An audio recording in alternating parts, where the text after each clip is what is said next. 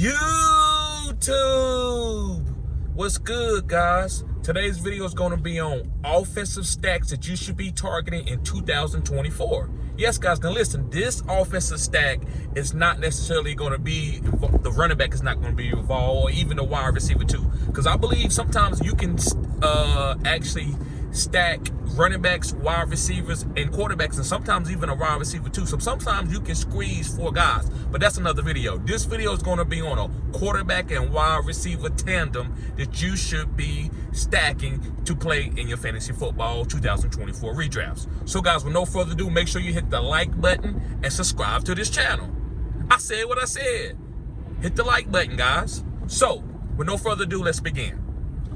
The first stack that I believe that you should be targeting for as an offensive stack for its quarterback and wide receiver in your 2024 drafts is going to be the Bengals, Joe Burrow and Jamar Chase. Now listen, guys, the reason why I believe that you should be targeting those guys, I believe Joe Burrow is fearless. If you look at his average yards per target, is one of the best starting off his first 3 to 4 years of his career. So he's looking for Jamar Chase every single time. And I think he's going to do that even more this year because Jamar Chase had a couple games where he was disappointed in Joe not hyper-targeting him. So after Joe going through this injury with his finger and also his calves, I think he knows that he needs to get Jamar Chase the ball and look for him and give him at least 10 to 12 targets a game. So I believe this is going to be an elite tandem. So make sure you target those guys. Going on to my next guy, my next stack, offensive stack, is going to be Pat Mahomes and Rashee Rice. Now listen, this is no particular order. These are just guys, you pick the team that you want or the stack that you want. But the reason why I believe that you should be stacking Pat Mahomes and Rashee Rice is because Rashee Rice is the alpha on this team. Now, could they draft another wide receiver? Yes. But Rashee Rice and Pat Mahomes is on the same page now.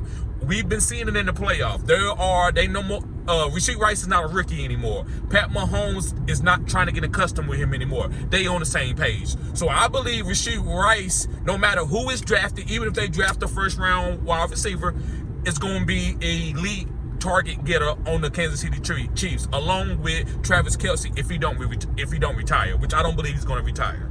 So make sure you target Rashee Rice. This is an optimal offense. He's going to get hyper-targeted. That's why you target Rashee Rice and Pat Mahomes.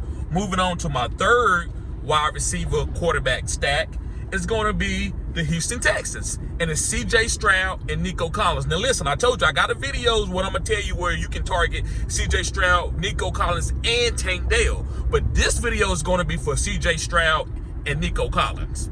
So this is a different type of stack. This is just a single quarterback wide receiver stack. And the reason why you should be stacking Nico Collins and CJ Stroud is, guys, Nico is an alpha wide receiver who gets a lot of targets in the red zone. He led last year, guys, all wide receivers, maybe number 2 in targets in the red zone. CJ Stroud is looking for Nico Collins in the red zone more times than not. They don't have a great run game. Can they go and draft another running back and he could beat out Dameon Pierce and Devin Singletary? Of course. But when he gets to the red zone, he's looking to throw that touchdown to Nico Collins. So guys, be targeting Nico Collins and CJ Stroud for as an offensive stack. That's how you win fantasy football championships. Stack. The way you squeeze in that offense, you getting all those points. Maybe CJ Stroud don't have a big game, but Nico does. Or vice versa, right? So you want to go get that stack. All right, guys, moving on to my number 4. My number 4 is going to be Lamar Jackson and Zay Flowers, the Baltimore Ravens. Yes, guys. Now listen, I said that Zay Flowers was the best wide receiver coming out of the draft in 2023, and I still believe that. I still standing on that. I'm standing on that.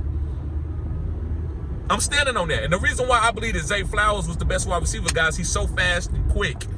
And so in this type of NFL where you can't hit guys unless they see you coming, you're not going to really be able to take this guy off the field because you're not going to be able to punish him as being a smaller wide receiver. So it's going to kind of be almost impossible to guard a guy like that.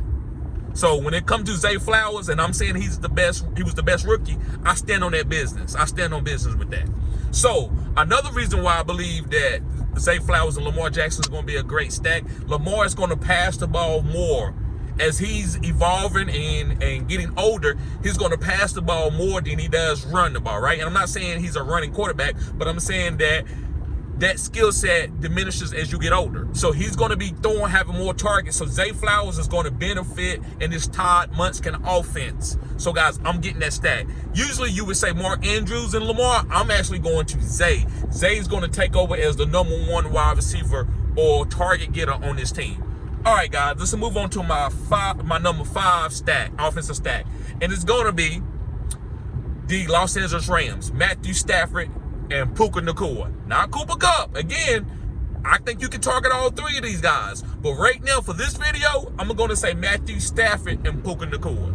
The reason why you should be targeting Puka Nacua, guys, he, as a rookie, broke offensive records, getting targeted, targets down the field, the most targets in a game. So we know in fantasy, the more targets you get, the better your offensive scoring going to be, or your output is going to be in fantasy. So that's why I'm targeting Matthew Stafford, who's had 2 or 3 hyper target wide receivers who led the league in targets. Cooper Kupp, Calvin Johnson. I think he might have had a couple other guys that really had, it might have not been Kenny Galladay, but he had other guys that he hyper targeted. So if Matthew Stafford is your quarterback and you good, you're gonna get hyper targeted. So that's why I love Puka Nacua, guys. Make sure you pick him up. I actually think Puka Nacua is a first-round pick this year. I have him ranked as a first-round pick, and I will be putting that in my draft guide.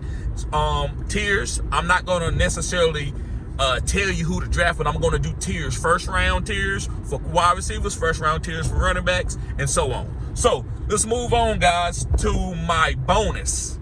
This is my bonus pick. I got another one for you. So thank you for watching the whole video. Everybody that's watching the whole video, you get this bonus. It's going to be Dak Prescott and CeeDee Lamb, the Dallas Cowboys. Yes. Now listen, the reason why I got them, I would say, as a bonus is more, or got them outside, I would say, the top 5, because this is not really a rankings, but these are 5 stacks, my top 5 stacks. But the reason why I got them as a bonus, CeeDee Lamb and Dak Prescott right now is going through it. People turn against them. Their family members turn against each other because they want to stand up for their family member, their son, their cousin, their brother, whatever. And so they are bickering about each other. I think it's going to make them closer. I think Dak Prescott is going to hyper target CeeDee Lamb. And CeeDee Lamb is going to be ready for the targets because they were like, listen, man, you throw me the ball and don't be overthrowing me. And Dak Prescott said, okay, well, I'm going to hyper target. We're going to see what you got then. So I think this is going to actually benefit them. Guys, we know this in life lessons that when guys go through things, usually you become close. Ask some male friends, guys that's been friends for over 10 or 15, 20 years. I bet you they had a bad argument or even a bad fight, and they became best friends that way. So I believe Dak Prescott and CeeDee Lamb is going to be elite guys going into your next year's draft, especially with the offensive scheme that Dallas have by hyper-targeting CeeDee Lamb down the field, short. So, guys, thank y'all for tuning into this video. Make sure you hit the like button and subscribe to this channel. This is cutting-edge content. Peace.